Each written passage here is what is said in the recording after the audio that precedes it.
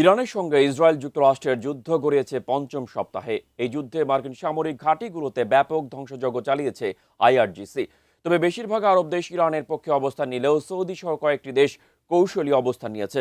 এমন পরিস্থিতিতে চলমান যুদ্ধে ইরানের বিরুদ্ধে মধ্যপ্রাচ্যের যুবরাজদের নামতে বললেন ট্রাম্পের ঘনিষ্ঠ মিত্র স্টিভ ব্যানন। বিস্তারিত জানাচ্ছেন শিহাব ইসলাম।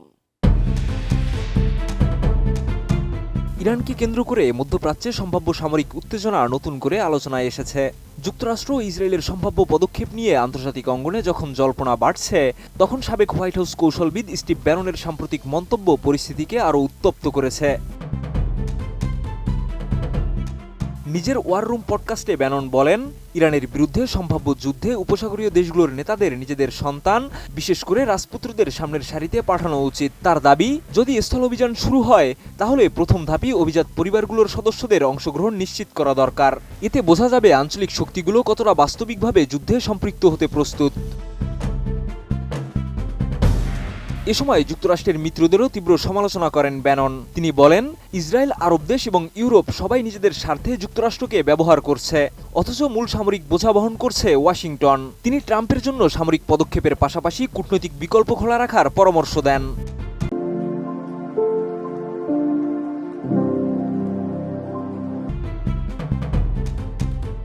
এছাড়া ঐতিহাসিক দৃষ্টান্ত টেনে ব্যানন তার বক্তব্যে 2300 বছর আগের আলেকজান্ডার দ্য গ্রেটের পারস্য জয়ের প্রসঙ্গ উল্লেখ করেন, যা বিশ্লেষকদের মতে বর্তমান প্রেক্ষাপটে অত্যন্ত আক্রমণাত্মক ও বিতর্কিত তুলনা। তিনি সংযুক্ত আরব আমিরাতকে সরাসরি ইরানের গুরুত্বপূর্ণ অর্থনৈতিক কেন্দ্র খারদ্বীপে সম্ভাব্য হামলায় অংশ নেওয়ার আহ্বান জানান এবং দেশটির প্রেসিডেন্ট মোহাম্মদ বিন জায়েদ আল নাহিয়ানকে যুক্তরাষ্ট্রের ঘনিষ্ঠ মিত্র হিসেবে উল্লেখ করেন। অন্যদিকে ফ্লোরিডায় এক বিনিয়োগ সম্মেলনে বক্তব্য দিতে গিয়ে সৌদি যুবরাজ মোহাম্মদ বিন সালমানকে নিয়ে মন্তব্য করে নতুন বিতর্কের জন্ম দেন প্রেসিডেন্ট ট্রাম্প। তার বক্তব্যে কূটনৈতিক সৌজন্যের ঘাটতি রয়েছে বলে মনে করছেন সমালোচকরা।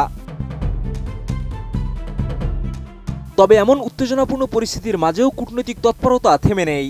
পাকিস্তানের উদ্যোগে সম্ভাব্য সংলাপের পথ খোঁজা হচ্ছে। সৌদি আরব, মিশর এবং তুরস্কের কর্মকর্তারা ইসলামাবাদে বৈঠক করছেন, যার লক্ষ্য হচ্ছে উত্তেজনা কমানো এবং যুক্তরাষ্ট্র ইরান সংলাপের সুযোগ সৃষ্টি করা। বিশ্লেষকদের মতে পরিস্থিতি এখনও পূর্ণাঙ্গ যুদ্ধে রূপ নেয়নি, তবে বক্তব্য ও পাল্টা বক্তব্যে উত্তেজনা দ্রুত বাড়ছে। এই প্রেক্ষাপটে মধ্যপ্রাচ্যের ভবিষ্যৎ পরিস্থিতি অনেকটা নির্ভর করছে সংশ্লিষ্ট শক্তিগুলোর পরবর্তী পদক্ষেপের উপর।